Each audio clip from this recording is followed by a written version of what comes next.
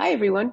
I'm Eva Lerner-Lam, and this is my Violin Conversations in the Living Room, Sunday, July 3rd at 3:30 in the afternoon, Eastern Daylight Time.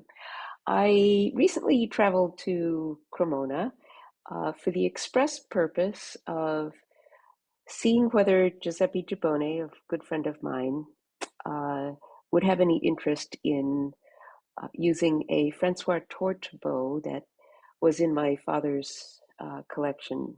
My dad, Lam, passed away in 1988, and I've been trying my best to uh, maintain his collection among the various descendants of my dad and mom. And one of the bows that's still in the family is this Francois Tourte bow, is made in 1800 to 1805 by Francois Tourte. And uh, I I had in mind to lend this bow to Giuseppe because ever since I've known Giuseppe, now more than a half a decade, I have noticed that as awesome as his musicianship is, he did win the Premio Paganini competition in December of 2021. Uh, I kept seeing how his arm seemed to be very, very sort of struggling to work at playing whatever the instrument was that he was playing. He's played on some awesome violins and then not so awesome violins, but it didn't matter in all his online videos and in the online and in the real-time performances that I've had the privilege of watching him perform. I kept feeling as though he was just working really hard with his bow arm. And I was thinking that perhaps this particular bow might be helpful to him. So I brought the bow to him a few weeks ago, and Paolo Petrocelli over at the Stauffer Academy was gracious and allowed us to use a room in their beautiful new campus. And I took a few videos of the audition of this Francois Tourte bow, and I wanted to share it with you because there are two things about the bow and its characteristics that I found just fascinating. Um, One is that the bow is a little deceptive when a violinist first picks it up. I've seen this happen to at least half a dozen people, violinists who have picked up the bow. When they first pick it up, it seems very heavy. They all say that, oh, it's so heavy. And then they play it and uh, they're surprised at how easy it is to play, even though it's so heavy. And as it turns out, it's the tip that's heavy because when we put it on a scale to weigh it, it's only 58 grams, which is on the light side. Some bows are as heavy as 60, 61 grams. This one's actually extraordinarily light. And yet the first impression is that it's so heavy. So that's the first characteristic of the bow that I found fascinating. The second characteristic didn't really come out until midway through the hour-long audition that Giuseppe had at the Stauffer Academy a few weeks back.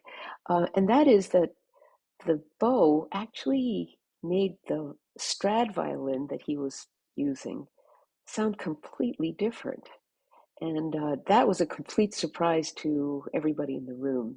And I wanted to share some of those videos with you so that you can get a sense of uh, what a difference a bow makes. So let me share my screen and begin walking you through some of these videos. The first one is the first impression that Giuseppe had. Oh, I think I'm going to have to take my AirPods off because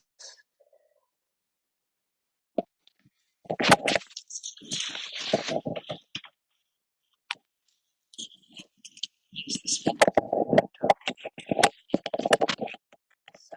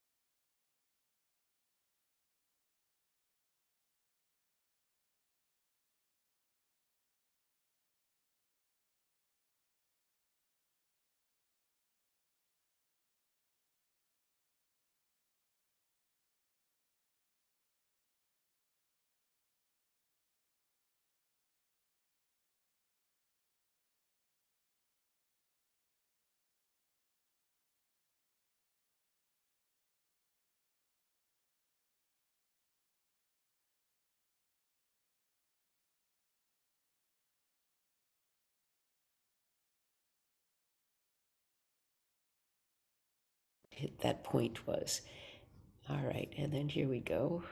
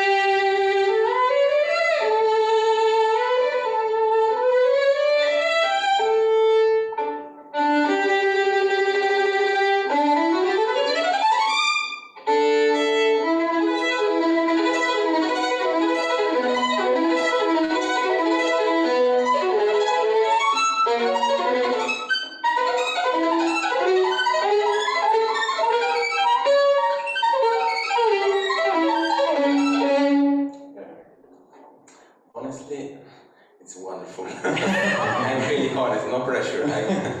Yeah. I see the ease in your arm that I've never seen before in any of the recordings. Yeah, it's so easy to play. Yeah. I'm so Maybe glad. I play a bit with this other bow. Okay. I'll show you. So I apologize. I was just so ecstatic because it actually took a lot of effort to organize this event. Giuseppe lives in Salerno. Now he's mostly spending his time in Genoa, I believe, and he's constantly traveling and playing concerts since he won the Paganini competition. And so being able to schedule a time and a place that was safe and somewhat confidential, it was quite an effort. And so I was so relieved that he actually liked the bow. So let's go on to the next one.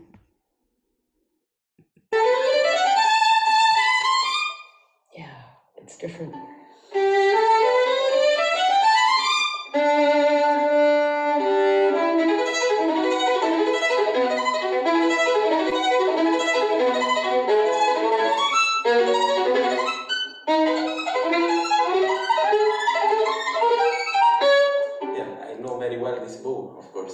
I know how to play it, but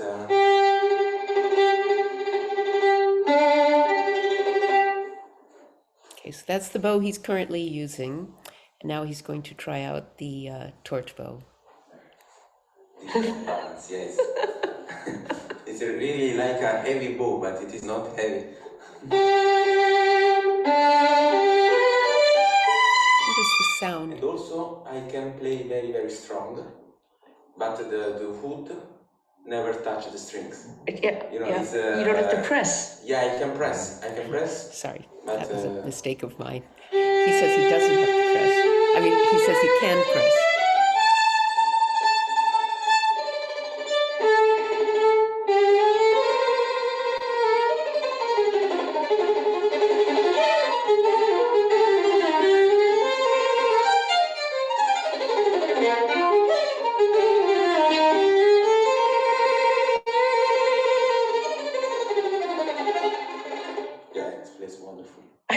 I'm so happy. Yeah, it's amazing, really. And there is not so much rosin actually, so without rosin the bow, I think the hair are new, I think. So. Is that good or bad? Yeah, it's normal. I mean, I have just to put the rosin and it will be also even better. Yeah.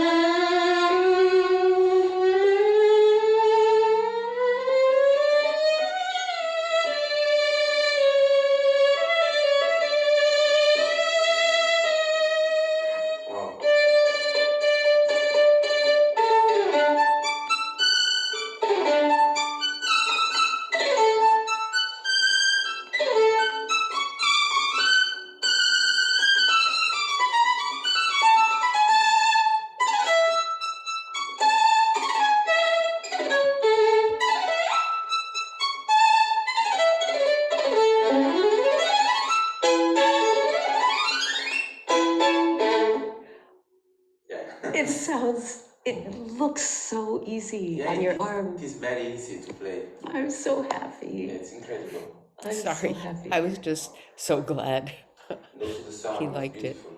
Yeah, the energy as well. Yeah.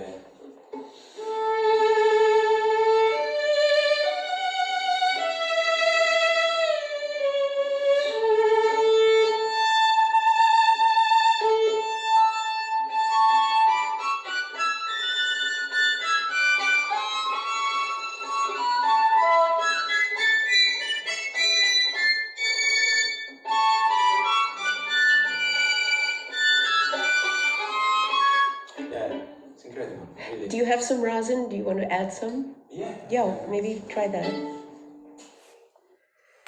All right, so the notion that he was happy with it and this disconnect between what he perceived to be a heavy bow, but then it turns out to be so, quote, perfectly balanced.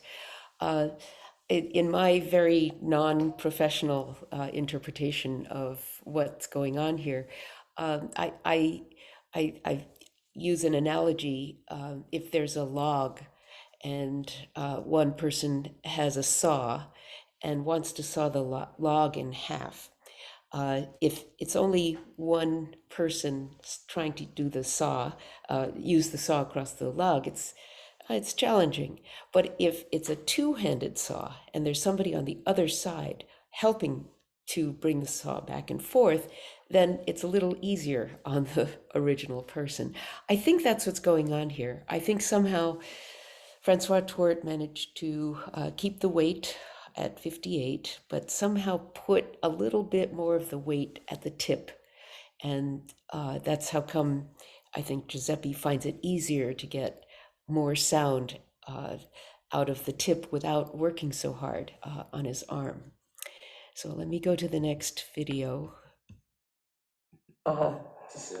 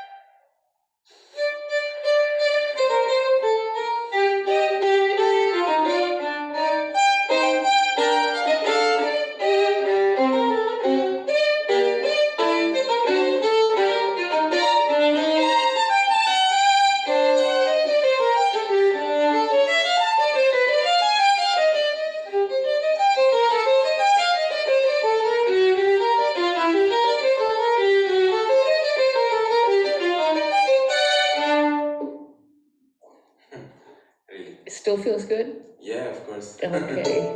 I'm so happy. And also I feel the violin like a different violin. Really? Yeah. I have a really old strings on this violin. Okay. But now it is like I have new strings. Just with the bow Yeah, hair and the because it's bow? very not powerful. The reaction is very quick. Uh-huh. You can play very easily. It's very easy to play. Yes. Yeah. So interesting. And I'm very curious to understand when I will practice and I will understand better how to play, because there is a word behind this. This Yes. bow. Yeah. Yeah. To discover, of course. Yeah. Beautiful.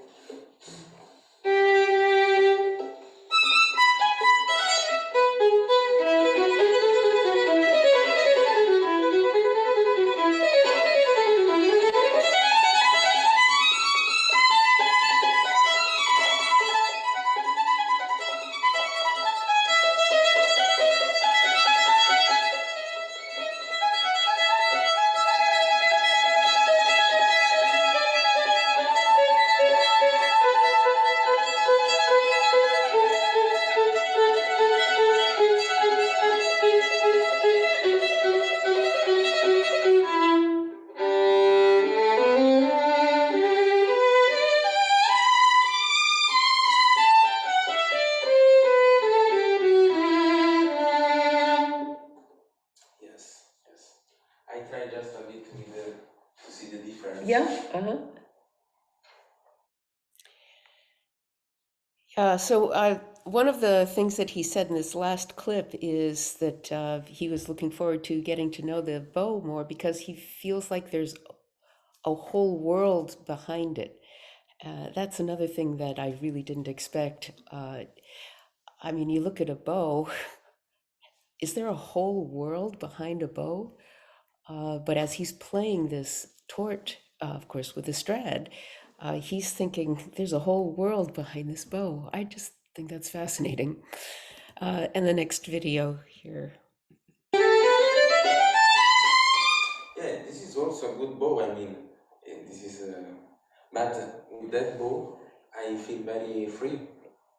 It plays alone. He do the job. Yeah.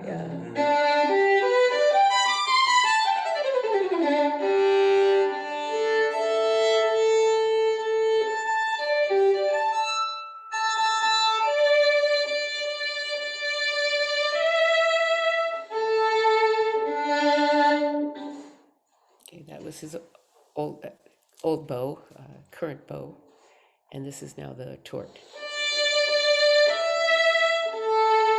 Hear the difference?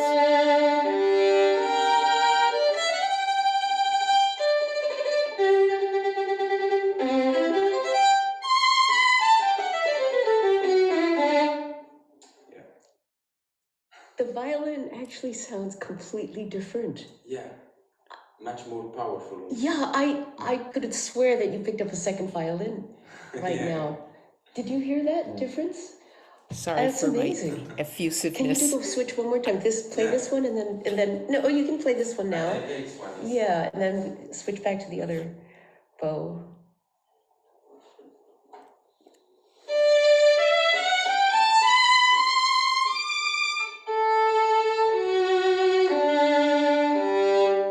Okay.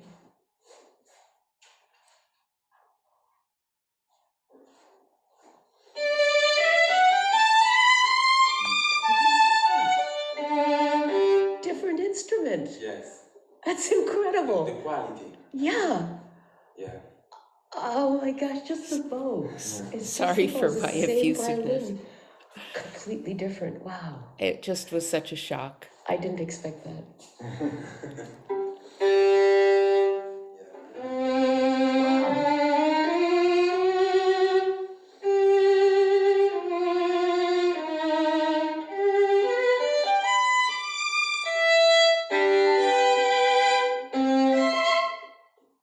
Wow. It's incredible. Oh, I'm so happy. I'm so happy it brought a smile to your face. Yeah, really. Yeah. I don't think it was forced. I don't think you're just trying to be nice. No, because when I took the bow and I was feeling the balance. Yeah. I said, wow, this is not possible.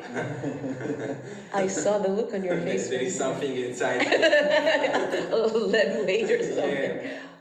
Yeah. It's not possible. And that's what everyone who has played with it said. They thought it must be 60 grams, which is the heavy side of a bow. Exactly. And then they put it on a scale, it's only 58. 58. Yeah, which is the light side of a bow. Exactly. And yet everybody picks it up and goes, this is a heavy bow.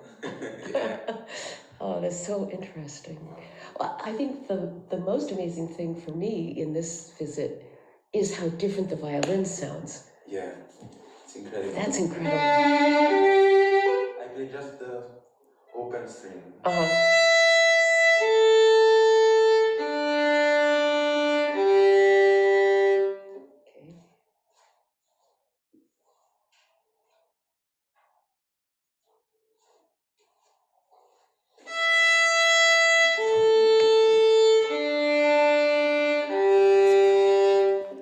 Also, if I press more on this bow, you have to press see more. The tension is like the same.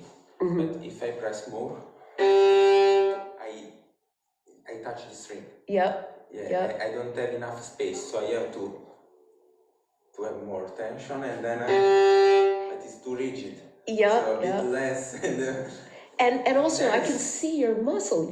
Your arm muscle is working harder on this one. Of course. Because you're trying to adjust. Yeah. But the other one is just like, it's playing by itself. It gives you more confidence. Yeah, actually the tension here is even less. Less. So you don't have to worry about the stick. But I have a lot of Power? Power, yeah.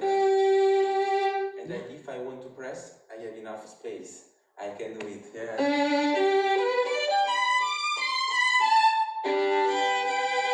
Oh, so different. Yeah. That's amazing. I think that's the biggest surprise for me, how different the Strad sounds, just with the bow. Also, this is a very nice combination, Stradivarius with and the Francois Tourte. Yeah. An Italian and a French. Yeah.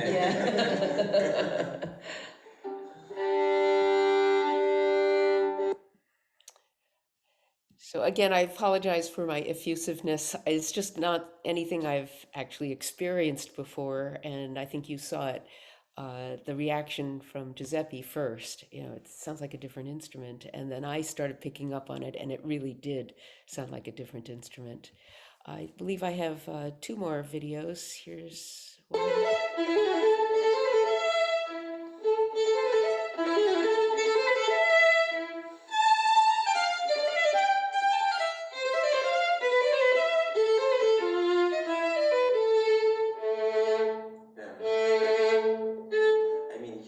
I have a lot of space to play. Yeah. You see, I can see it. I can play even more. Yeah. Yeah. Effortless in your arm. Yes. But you can get that. Also because I was playing with a difficult bow, so now I have a lot of muscles. Right.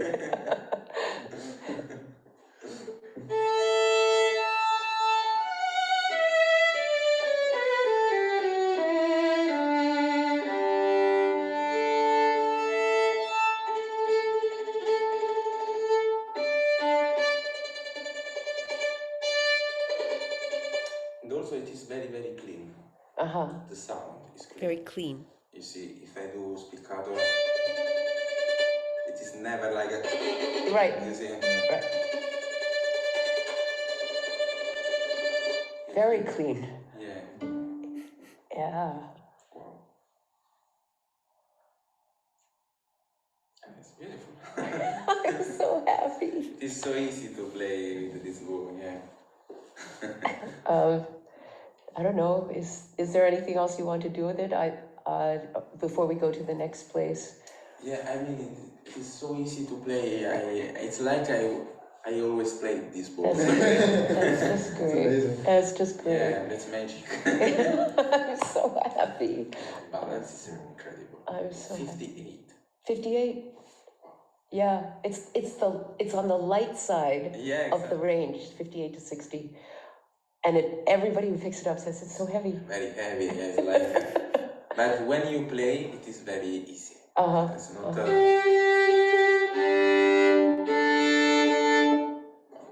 Oh, it's beautiful. That's great. I'm so happy. I'm so happy. All right, and then one final video that I think captures something about the player and the bow, as opposed to the difference in the Strad. I think the combination of player, violin, and bow is it's magic. This is Giuseppe talking about that. Yeah, can you just say that again, because that was so interesting. I have to learn a lot about this bow. Playing, I will learn a lot, really, because now playing, I can discover a lot of sfumature. How can I say sfumature? Colors, Okay. different. For example, now it is with a very, very short pressure, with the bow. Yeah. And it is a different bow, but still very strong. But now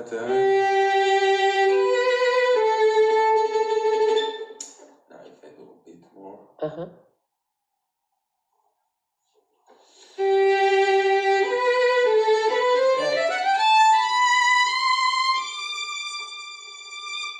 Yeah, it sounds different too. Yes. It also looks like you are almost having to control, to step back from the pressure, Exactly. because it's like a wild stallion compared to your other one where you had to be Exactly. pushing the horse. This one is like, whoa, it's so powerful. Or I don't know, I can see you almost trying to hold back instead of having to push more. Exactly. It's incredible, really.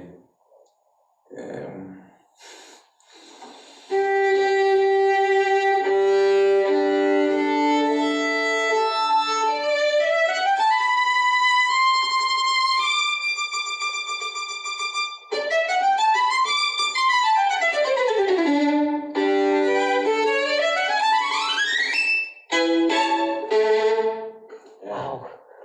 It's very powerful. You can hear it. You can hear it. Yeah. I'm so happy. I'm so happy you're happy, Giuseppe. This is great. I'm so happy. Wow, really. It's just a bow, you know? It's just a stick of wood and some horsehair. Yeah, it's incredible. But it makes such a difference. And it's not like, I mean, you have a Strad. Yeah. And it sounded so different with that other bow. It's just amazing. Yeah. It's really not unlike a driver and a car, where the car has cheap tires. Exactly. And if you have really good Michelin tires, Exactly. it just makes such a difference on the racetrack. Yeah, now we have Ferrari and Michelin. Michelin. Yeah. We just need to go to Monte Carlo to Right. find a buyer. What's the next Premio Paganini? Exactly, Premio Monte Carlo. There we go. Premio Monte Carlo. Yeah. That's wonderful. Well. Yeah, and also the combination is magic, I think. Yeah. We have to get a violin next. But this violin is incredible, really. Yeah. I love it. Well, I mean, you don't, sorry. So he's got a Formula One race car. He has a Formula One bow, and he is a Formula One driver.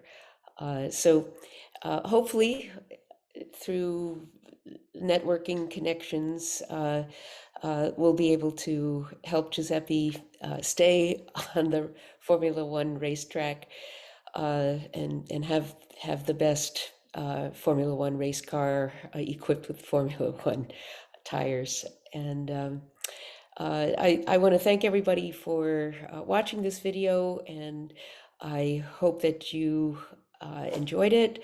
I certainly, you could hear my enthusiasm for learning all of these new nuances to the world of violins and bows.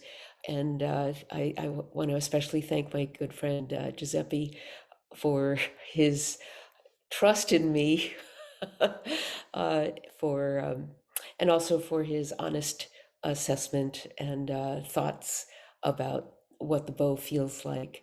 Giuseppe, thank you very much. Thanks everybody for watching. Bye-bye now.